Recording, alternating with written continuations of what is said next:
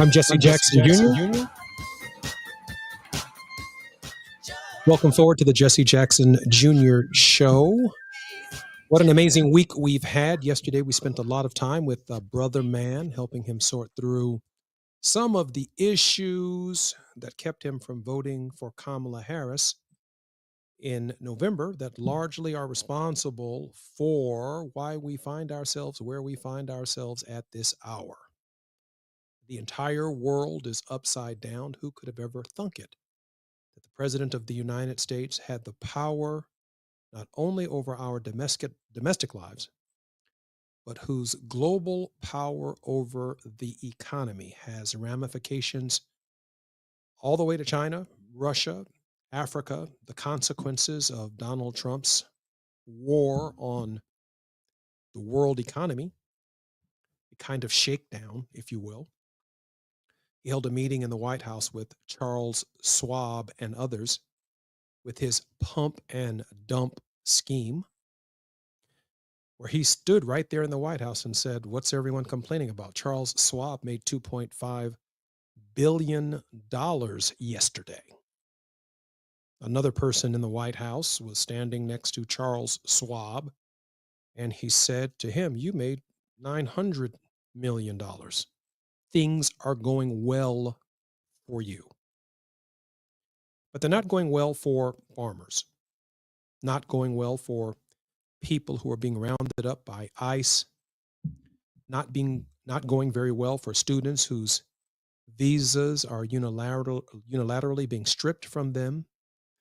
They're being exported, deported out of the country without due process.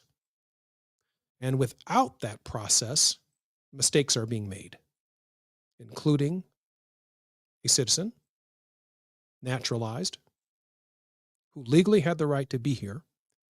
And a federal judge has now ruled that that citizen must be returned with the assistance of the administration. That's an example, but it could happen to any one of us. It could certainly happen to our neighbors. And so my very special guest has had the great honor of living through the latter half of the 20th century, and by the grace of God has made it through the first quarter of this century. And he has a long range view of the history of our struggle, of what our people have gone through, what the American people are going through.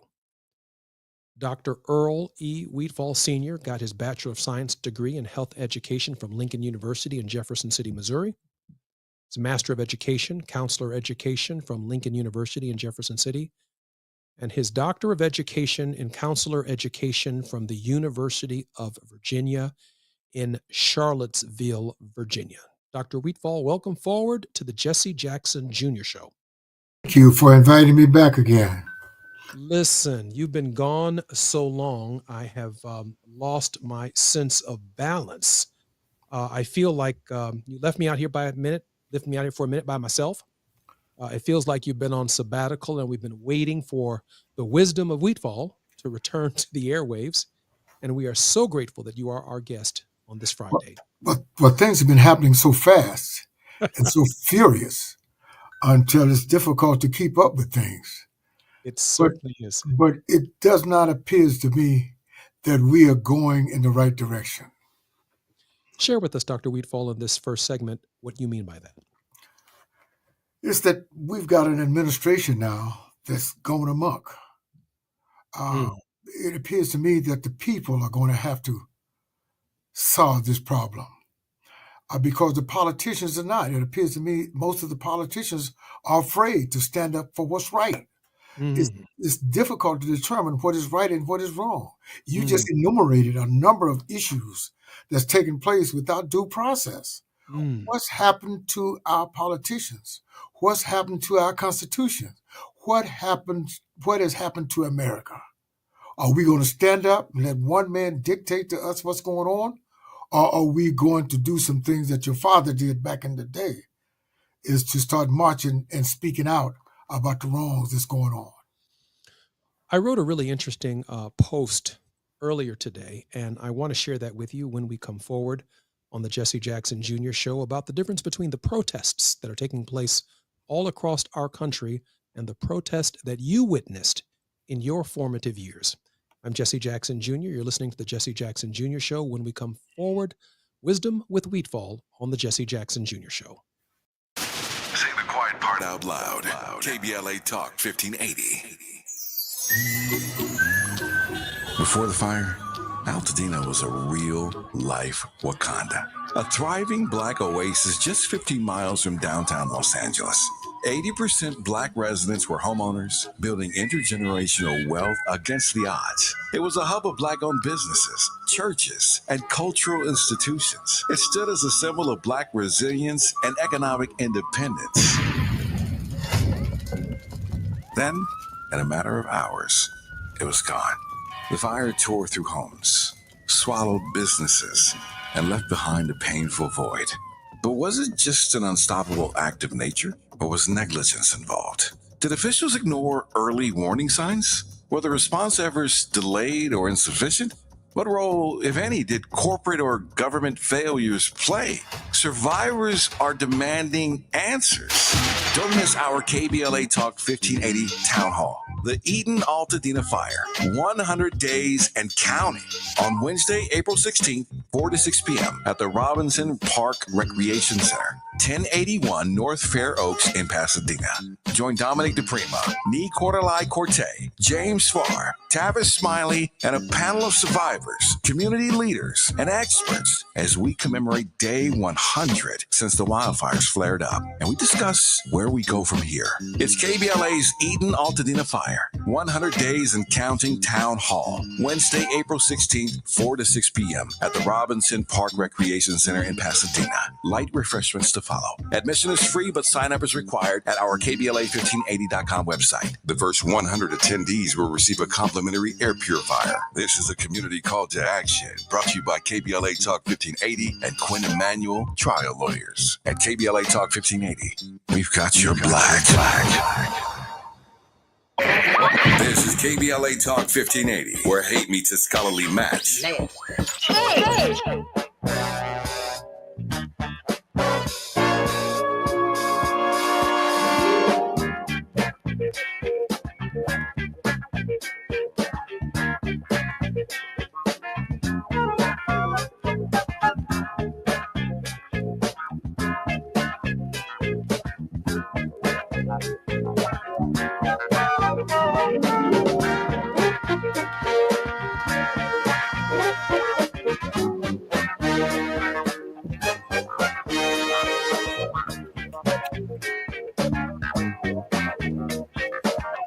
It's the cheers resort.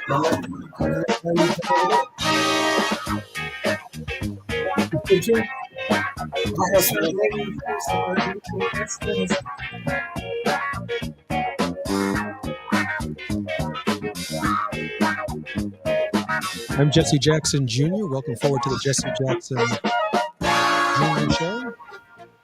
My very special guest is Dr. Earl Wheatfall Sr. And just before Dr. Wheatfall shares with us his wisdom, on Monday, Dr. William Barber will be our guest, Repairers of the Breach, Moral Mondays, a moral authority in our nation's political discourse for many years, but whose leadership at this hour is particularly important to the resistance. And in May, Letitia James, the Attorney General of the state of New York, will be our guest, along with a half dozen other AGs who are using states' rights to defend what is left of the Constitution, really turning states' rights on its head, because these are progressive attorney generals who are filing lawsuits by the dozens across the country seeking injunctions and the federal courts to do what they are supposed to be doing and holding the President of the United States accountable. We've also witnessed in this very brief period the President of the United States and the Congress turning its attention to the federal judiciary for the purposes of stopping district court judges from issuing injunctions against President Donald Trump's unilateral actions.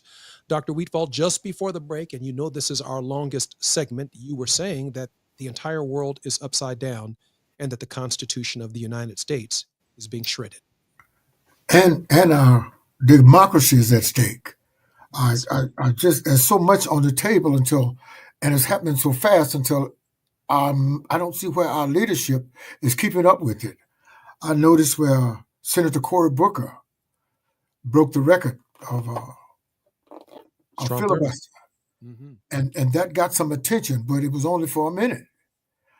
We've got to pick up where he left off and continue the fight for those who do not have a voice. Mm.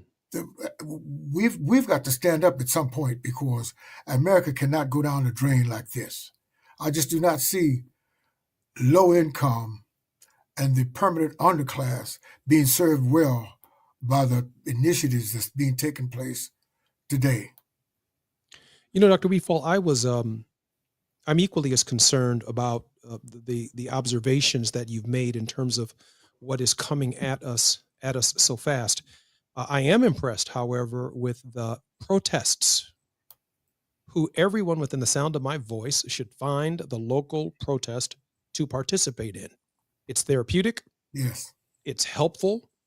It certainly shares the sentiments of the First Amendment, our right to redress our grievances. I wrote a post on Facebook. I just want to share it with you. And again, this program is all yours, but I want to share it with you. I said, why are today's marches and protests less effective than our movement for civil and human rights? I lay out a few reasons why. First of all, our marches in the 60s had intentionality to make a non-violent, dramatic point to elevate national consciousness. We saw that with Cory Booker. But I also think every Black in the United States Senate, since Cory Booker is now the longest holding speech record in the Senate of the United States, and Strom Thurmond is now number 2, it seems to me that every Black in the United States Senate, we ought to push through these kinds of speeches Strom Thurmond out of the top 10. To be Black in the Senate, to establish yourself, be number 2 to Cory, be number 3 to Cory, be number 4 to Cory. I'd like to hear from the senator from Georgia, Raphael Warnock. I'd like him to push Strom Thurmond and the record of Strom Thurmond, which was against civil rights, out of it. But it also appears to me that, again, the difference, nonviolent provocation, the intent is to provoke the opposition nonviolently with the full expectation that assault will likely be the result of a nonviolent protest, whether that is John Lewis walking across the Edmund Pettus Bridge, whether it is Martin Luther King Jr. marching in Marquette Park when they threw a rock and hit him in the head, whether it is the Selma to Montgomery campaign or James Meredith's march against fear, where he ultimately lost his life. Every one of our marches didn't have necessarily initially large numbers of people that we are seeing reacting across the country, but there was a different intentionality. I'd like for you to share with our listeners the difference from your perspective than just mass protesting and the intentionality for the purposes of creating and piquing national consciousness non-violently to establish a different climate. Yeah, I certainly respect the efforts being made by the Senate and other elected officials. But it appears to me that if we go to the grassroots, the number of people that's showing up in these rallies, we all have got to open our eyes and see what's happening to us.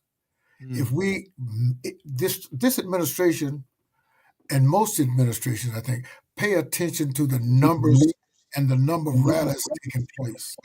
And that is what's occurring now.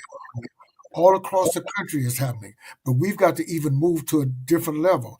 We got to participate more and let the world know that we will not stand for our country to be taken away from us. We got to stand up and stand up in large numbers, and not just African Americans or the marginalized or the poor. Everybody's got to come out and get into the streets and let people know, nonviolently, that we do not agree with our country throwing itself away to other people. Dr. King offered Anecdotes for Fear in his book, Strength to Love. I think one of the reasons that many of us are concerned about how and the way in which we protest matters. I had on this program Dr. Jamal Bryant, and Dr. Bryant said, I've had to give some thought as a leader to whether or not we use our economic power, which I believe he is absolutely right is. I believe Reverend Sharpton is right on the question of boycotting PepsiCo, possibly in 20 or so days when they announce any movement between some of these large corporations who have retreated on diversity, equity, and inclusion. But it also becomes clear to me that thoughtful leadership understands that Donald Trump is prepared to use the National Guard and the military, possibly, as he sought to try and do during the George Floyd protests. And without overcoming the fear non-violently that we have a right to protest and a right to redress our grievances, it seems to me that fear is something that we have to overcome. How do we do that, Dr. Wheatwell? We do it by connecting. We have got to connect. The causes are there. They're clear. What we've got to give up, the little small boxes that we're in. All of us, all of people of color and others. All of the people who are affected by this ruthless taking over our government. We've got to come together. We've got to come together in large numbers. We've got a midterm election coming up. We got to think ahead to those elections. Can we change the House? Can we change the government there? At our local levels, at our judgeship levels, we've got to participate more now than ever before. We got to participate in large numbers. For some reasons, and you should know better than I, politicians pay attention to numbers. And if we come out in massive numbers, we can speak to the electorate. And we've got to retrieve our government. I think there's courage, definitely courage in community. The more of us that are present, we gain strength from each other. Walking alone sometimes just doesn't do that. And speaking out and walking and speaking out as to what is happening to us. Look at where the stock market is going. A lot of poor people are not participating in the stock game, but look at what has happened there. We got to watch our backs on every end. The rich are just taking over completely. We have no voice. We must have a voice. In addition, I think we got to hold our politicians to the fire. They have got to, like Cory Booker did. We should have others who are doing the same things. Every time you look around, we got to be standing up saying, this is wrong. This is affecting the lives of people every day. And what about the prices of things? Groceries. Look at the basic things we got to look at that's happening to individuals. What about the people who are on minimum wage? What about the employment? We got all kinds of angles that's nagging at us until it appears to me that we're off balance. Where are we? Are we just going to sit back and wait and watch how things are going? Or are we going to stand up and create a voice, especially a voice for those who are voiceless? You've been a top-level executive, Dr. Wheatfall, an administrator at several universities across the country.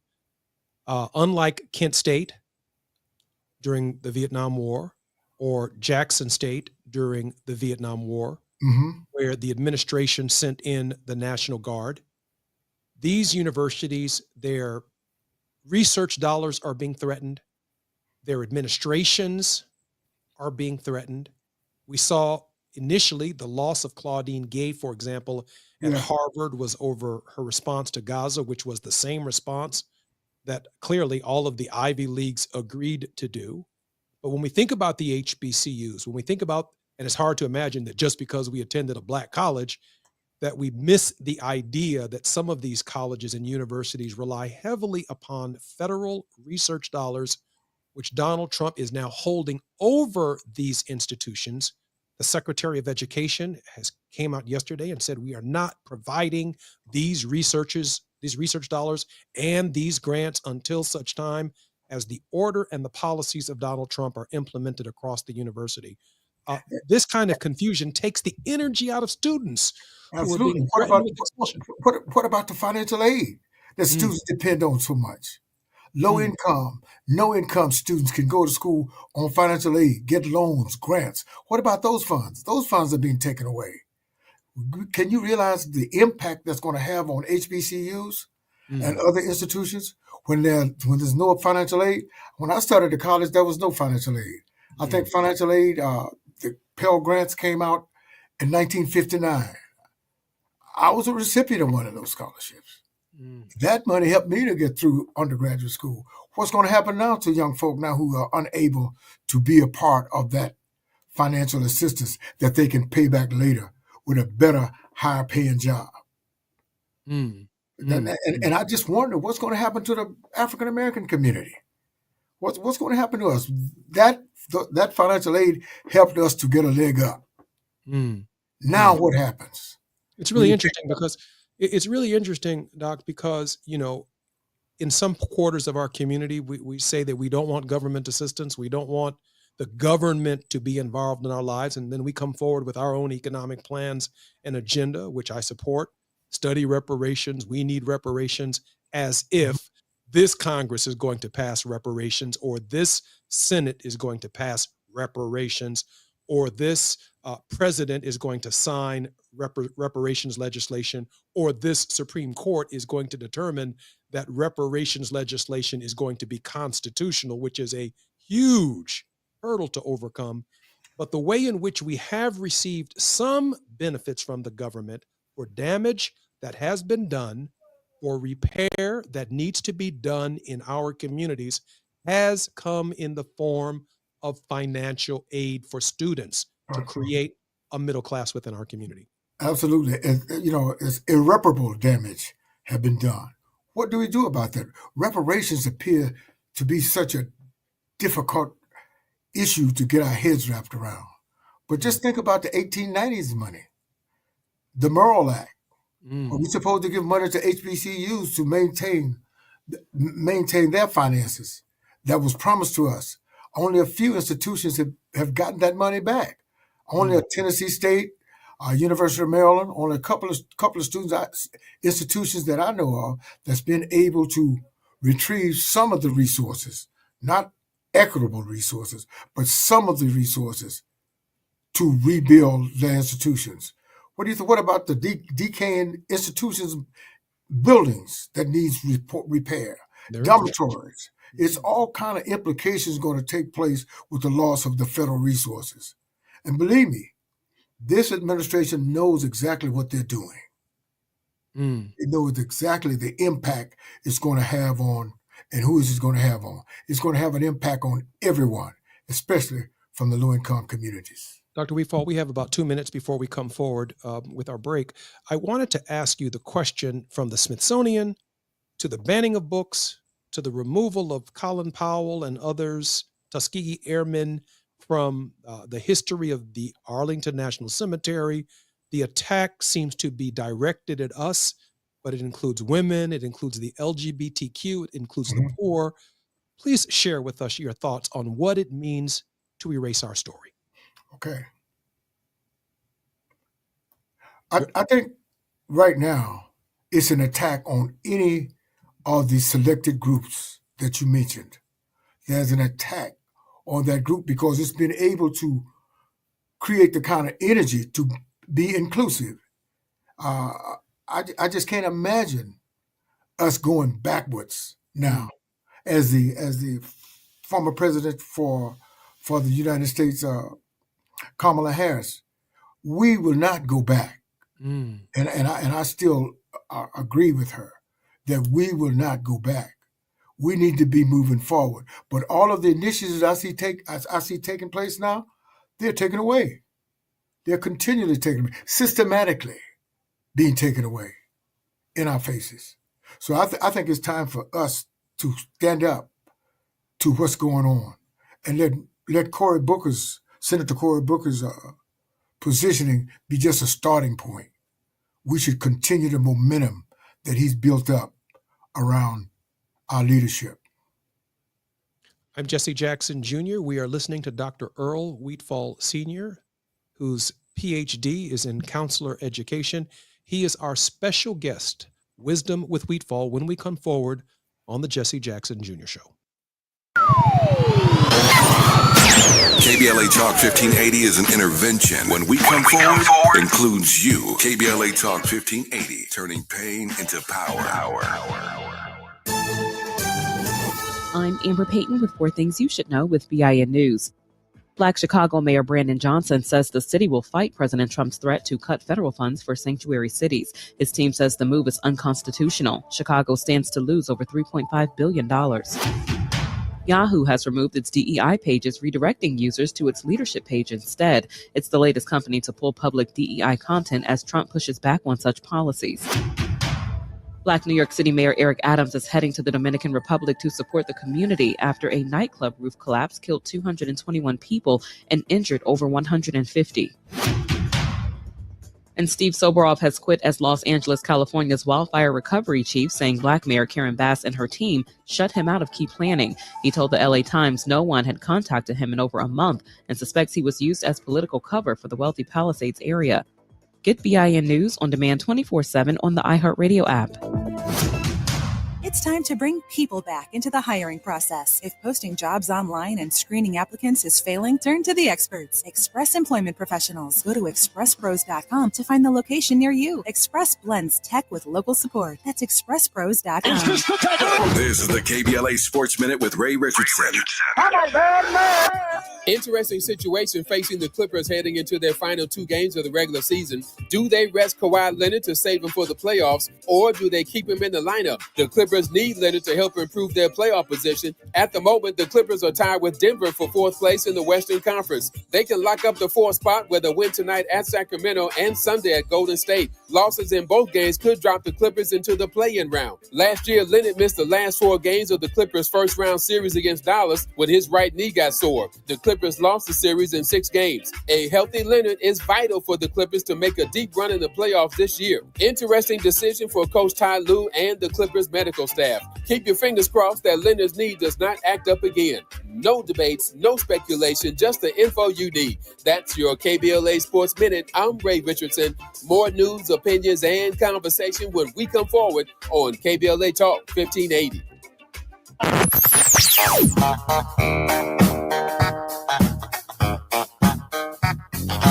This is KBLA Talk 1580. Talk radio. That's music to your ears. We're unapologetically progressive. KBLA Talk 1580. We've got a lot to talk about. Hi, I'm Ray Richardson, your sports connection here at KBLA Talk 1580. Join me and my co-host Neil Scarborough every Saturday night at 7 for Out of Bounds, the show that brings some flavor to the world of sports for 60 minutes. We take you beyond the scores and press conferences. We give you our point of view, the way Black folks see what's going down. You can join the conversation and give us your analysis at 1-800-920-1580. Out of Bounds every Saturday night at 7 on KBLA Talk 1580. We've got a lot to talk about. Unapologetically progressive. KBLA Talk 1580. We've got your black. You like your style, though. Hi, I'm Dominique DePrima, and it's almost time to celebrate KBLA's 4th anniversary, coming up Juneteenth 2025. We'll be marking the achievement with 4 key community events, including a special symposium, luncheon, and brain trust hosted by me entitled The State of Black Women in Los Angeles. Keep it locked here for details on how to join us for this groundbreaking symposium examining the unique challenges, triumphs, and contributions of Black women in Los Angeles in the areas of education, healthcare, community leadership, cultural and political contributions. This public convocation will provide a critical forum to address the specific social, economic, and political realities facing Black women in LA today.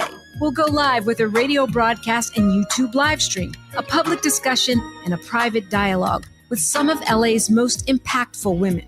It's an affirmation of Black women standing at the intersection of race and gender in times of adversity while demonstrating remarkable resilience and leadership. We will listen and we will speak out and be heard, all in service of finding opportunities and solutions. Please plan to join us in celebrating our 4th anniversary by amplifying the voices of Black women. For more on our symposium and 4 events celebrating 4 years on the air, simply stay tuned or keep an eye on KBLA1580.com and help make this Juneteenth more jubilant with all of us at KBLA Talk 1580. After producing an award-winning climate justice campaign in 2024, KBLA Talk 1580 has gone all in on its 2025 Climate Justice plus Black Health Initiative. April is Minority Health Month, and Urban Family Focus, in partnership with Providence Health Systems, presents The Heart of the Matter. Providence doctors and health equity officers will participate in informative and life-changing conversations on hypertension, health equity, behavioral health, and community engagement. Don't miss these empowering conversations on Urban Family Focus every Saturday in April at 7 and Sunday at 6 a.m. Pacific Standard Time. Sponsored by Providence, Southern California's largest and most comprehensive healthcare network. We've got a lot to talk about on KBLA Talk 1580. Download the KBLA 1580 app or log in to KBLA1580.com. I'm Reverend Gerald, the life coach. On KBLA Talk 1580, we've got your Black. At KBLA Talk 1580, we do more than just talk. You got a big mouth. Hello, Joe, you're up. Welcome. We're unapologetically progressive, and we don't black down.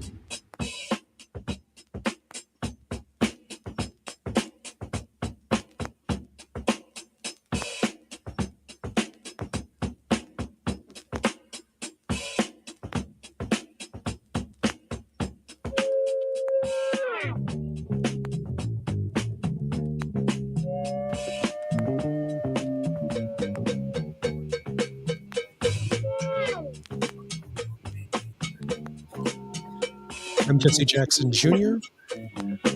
Welcome forward to the Jesse Jackson Jr. Show. My very special guest is Dr. Earl Wheatfall. I call this day Wisdom with Wheatfall. Dr. Wheatfall, when I was in college, I was the second Jackson under my name to ever graduate from college. My father was the first. My mother got pregnant in her freshman year and was unable to complete her college curriculum. You have a 23-year-old granddaughter, Joya, who graduated last year from Spelman College. You have a son, Earl Wheatfall Jr., and a daughter, Joy. When you sit around the table with them, after having spent your life fighting to swing the doors of opportunity open, we are now in a generation looking at the doors of opportunity close in some of the most qualified African Americans who have existed in this nation's face. What are your kids? What are your granddaughter? What are they talking about? They're talking about how things are and how they appear in different kinds of ways. And let me explain that more. They're second generation. I'm first generation going to college. My deal is they should take the baton and take it to another level. And I'm not sure that our young folk are getting it. I'm sure a lot of our young qualified individuals are not recognizing the importance of taking it to another level. It's their responsibility to take it to another level. They're gifted. The doors have been partially open for them to go to certain levels. They should push it to the next level. And that's my point with them. I'm kind of hard on them because I'm saying you've got all the opportunities, the doors are open, and you've got to take it to the next level. And that's my push for them, especially my granddaughter. I want her to take it to even a higher level than her grandfather. And that's certainly understandable. But I think there's been a generation that did not have to fight to pry the door open. Your generation did. My dad's generation did. The generation that preceded him. And so I'm not so sure this generation, which is looking forward to walking across the stage in May or in June with their diplomas in one hand hoping that some private sector corporation or some public sector opportunity will exist for them, working in government, working in the private sector. Mhm. And as soon as they send their resume or show up for a job interview, they're not even looking at their qualifications. They're wondering whether or not you see my color, you see my gender, you see my race, and whether or not you're hiring me not because I'm qualified, but because of the administration's attack on the idea of diversity, equity, and inclusion. Yeah, what about the other side of that coin? Mm, You've got the opportunity. Now, can you take that job and create your own job? mm. Create things for yourself. I think we've got to start taking on, and I think we're lacking in that area. And I hate to talk about this, but No, take your time. we are not creating environments where we create the jobs. We've got a community, and this is probably one of the negative sides of integration, is that we lost our communities. Mm, Our communities, uh, we could use our communities to build on ourselves. We're some of the greatest spenders out here, but we've got to be able to be the producers. We got to create our own jobs, create our own car dealerships, our own banks. How many banks do we have? Create our own hotels. How many hotels do we have? We need to be able to create the kind of environment where you've gotten the opportunity, you've been able to get in the door and make some of these resources. Now let's turn back and start creating an environment where it would be like it was in Tulsa, Oklahoma. You want to mm, blow it up because you're so independent. mm, Or have we created that kind of environment? Even with all our skills, we're still working for the man. mhm, mhm, How about creating our own empire? How many hotels do we own? mm, How many hotels? We have fraternities, sororities that have major events. Go to major hotels, spend major dollars. How many of those are spent in a black hotel in Atlanta, or Chicago, Milwaukee, where you have a substantial number of African Americans, and not depend on just the African Americans, but on everyone. If you create the right product, they will come, regardless of who you are or where you are. So I think we got to start creating our own environment for financing. I agree with you. Let me tell you, I went to, as I shared with you, Dr. Wheatfall, I'm going to tell our little secret. We're members of Omega Psi Phi Fraternity Incorporated. Um, You you made the know, right North, decision. North Carolina A&T State University, Central University, Winston-Salem State University came into existence as land-grant institutions because Chapel Hill wouldn't let us in, where Michael Jordan went to school. We Mhm. couldn't get into NC State, the state-funded institutions with our tax dollars. And the HBCUs came into existence in large measure because the newly freed slaves, particularly from Virginia around to Texas, needed an education. People Absolutely. did step up. On the other hand, segregation, because white folks didn't want to cut our hair, created the barber industry Hmm. in the black community. Because white folks didn't want to touch black women's hair, it created the beauty Yeah. parlor and the beauty shop industry Mega in the Walk. black community.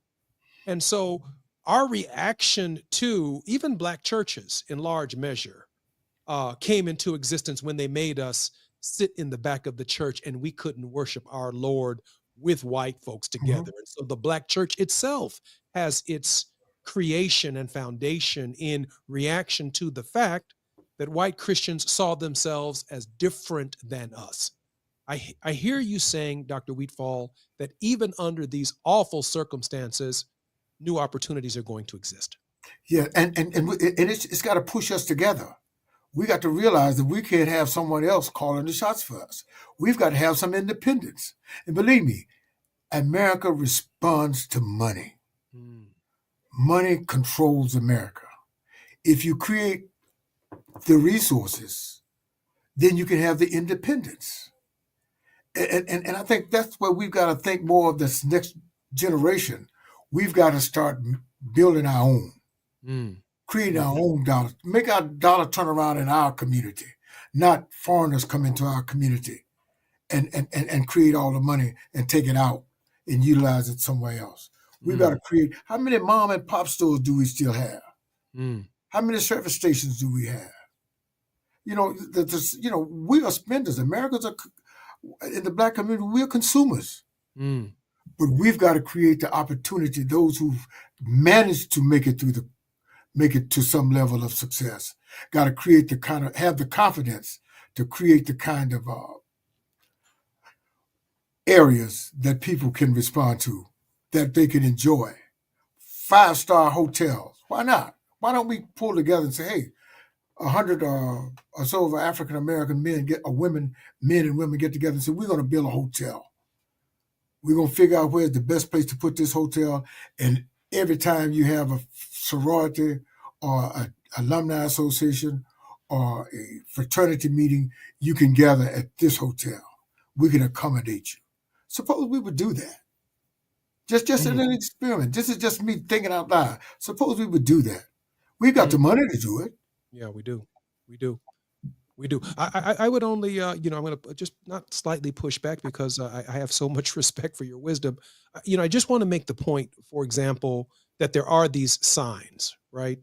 That, in First Reconstruction, when we set up a church in the Black community, there was community in the church. The teachers went to the same church. The choir members, my father's teachers were all in the choir when he was growing up. Segregation created, in large measure responsible for Reverend Sample's church in Greenville, South Carolina. Now we have pastors. We have more churches in our community than we do grocery stores. Yep.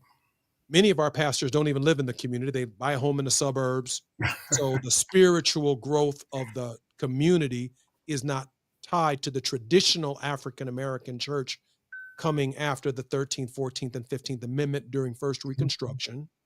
So we've socialized in a way where the church itself is no longer involved in the civic life of its people, the spiritual life, those without health care, those who are missing rent. Many are, but many aren't, are not concerned about health care. We let politicians run through our pulpits on Sunday morning during the election season. We don't see them until election season. We don't ask them for the infrastructure projects necessary to keep our communities from becoming ghettos. So there is that hold them accountable, but then there's also this kind of spiritual movement towards otherworldliness, like something is going to happen for us in the by and by.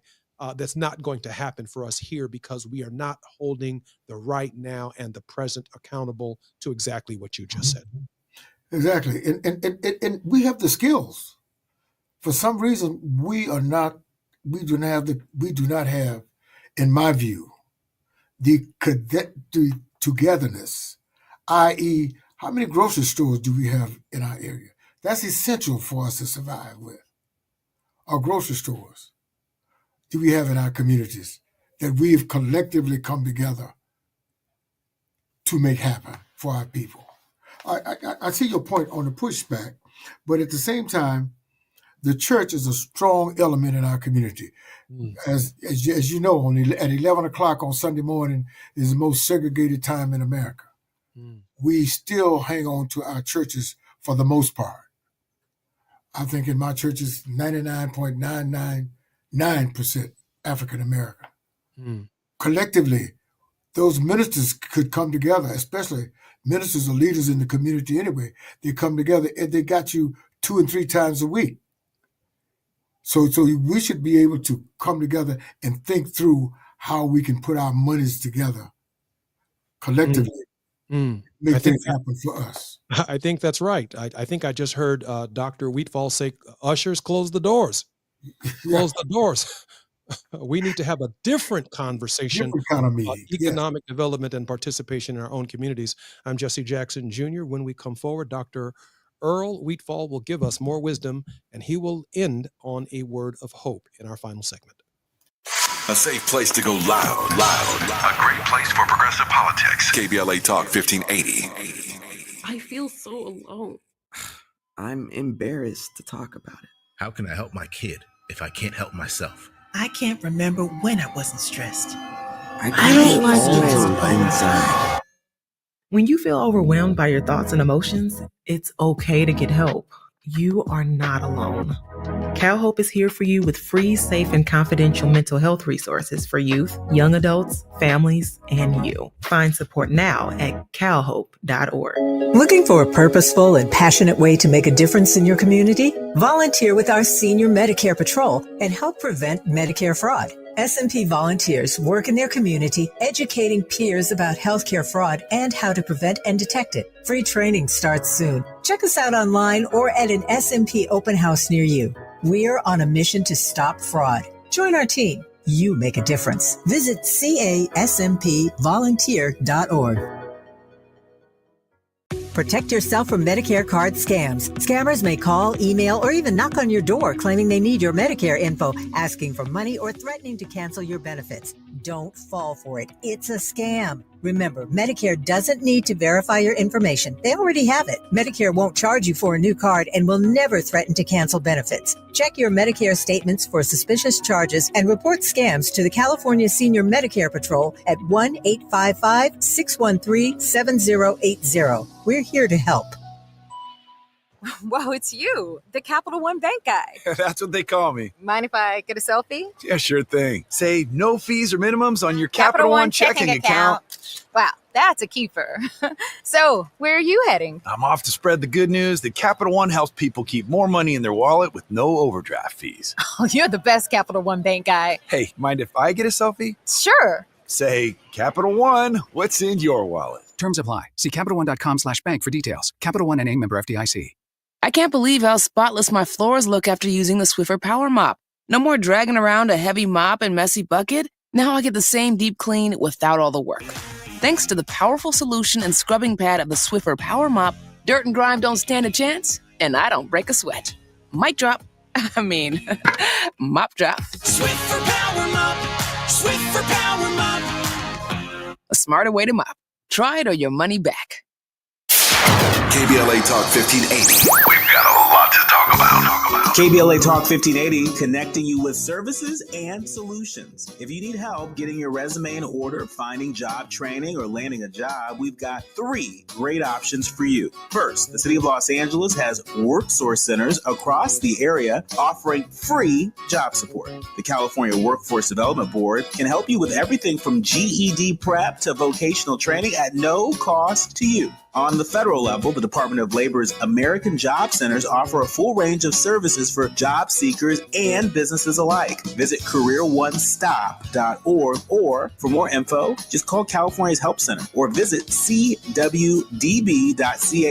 or call 916-657-1440. For the City of Los Angeles programs, go to ewdd.lacity.gov or call 213-744-7300. All these services are free to help you get your next job. This is a community call to action from KBLA Talk 1580. My mom has decided to learn to paint, and she's good. My dad's now into creative cuisine, and I've already put on 6 pounds. Learning new things comes with age. My mom, she started forgetting my name and what we're talking about. Forgetting well-known things doesn't. Memory loss may be a sign of Alzheimer's disease. Early detection gives you and your loved one time to plan for the future. Learn the warning signs of Alzheimer's at 10signs.org. Brought to you by the Alzheimer's Association and the Ad Council. Heard any other talk radio lately that sounds anything like this? We didn't think so. You're listening to Unapologetically Progressive, KBLA Talk 1580.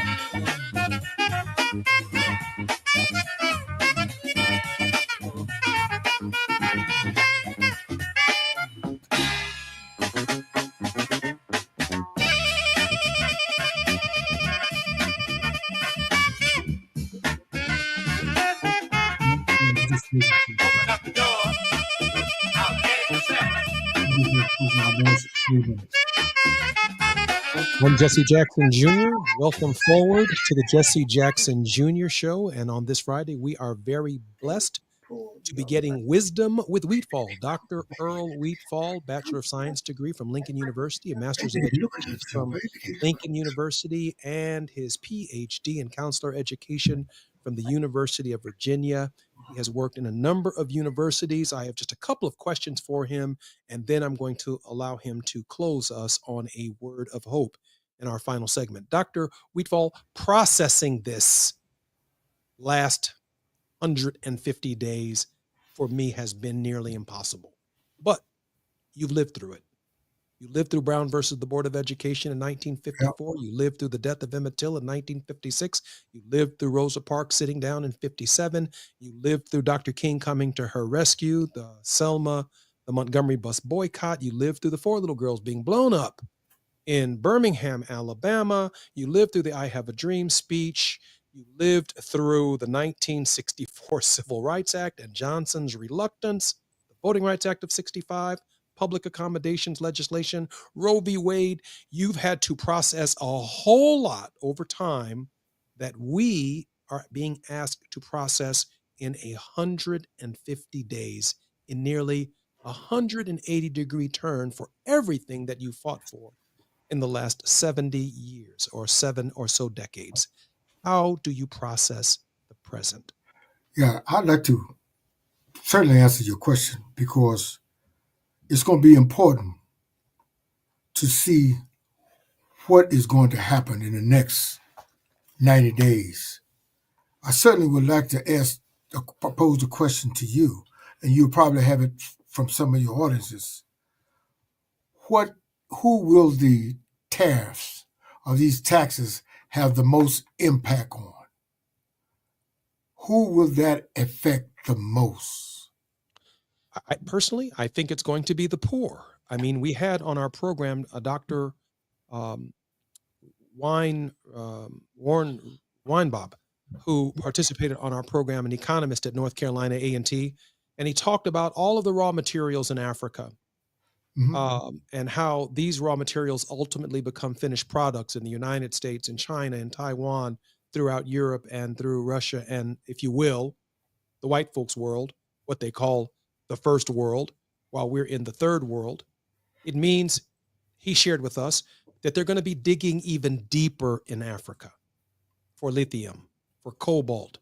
And Africa is going to be in a position where it has to sell natural resources and minerals at even reduced prices just to provide health care and education and standards of living for their own people. He went on to say, and the deeper they dig in our soil for the poor, it means that future generations will not have those resources to rely upon for their own stability, and therefore they will continue to be heavily indebted nations.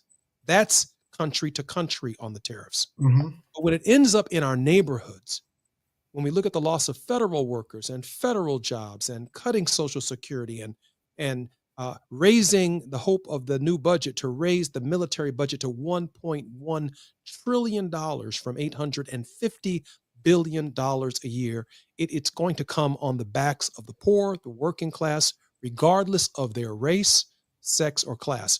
And I shared on our program yesterday, it's kind of like the Al Jolson syndrome. You paint your face black, paint all the problems in the world black or brown, but then at the end of the day, when you go and take a shower and you wash your face, there are a lot of white folks standing there laughing at black folks, but need to come to terms with the reality that they're looking at themselves. Yeah, this is an interesting phenomenon, the tariffs, and I call them taxes. Tariffs and who they're going to affect the most. But I think it's going to have another effect on us, and I look at this as a positive. If there's anything can come out of this that's positive, it's going to create a togetherness. Black, brown, male, female, all of us are going to be impacted by this. And this is going to cause us to come together and rebel against what's happening with us. Because we must know America for what it is, a land of opportunity. that opportunity must continue to exist for all of us. And we must fight for that. Brothers, during the periods that you mentioned earlier, have died for this to happen. John Lewis' head beat in for this. Good trouble. We've got to continue to work toward that good trouble, and we can only do it if we are work together to do it. I'm Jesse Jackson Jr. You've been listening to Dr. Earl Wheatfall, Wisdom with Wheatfall on the Jesse Jackson Jr. Show. Thank you for joining us. Until next week. KBLA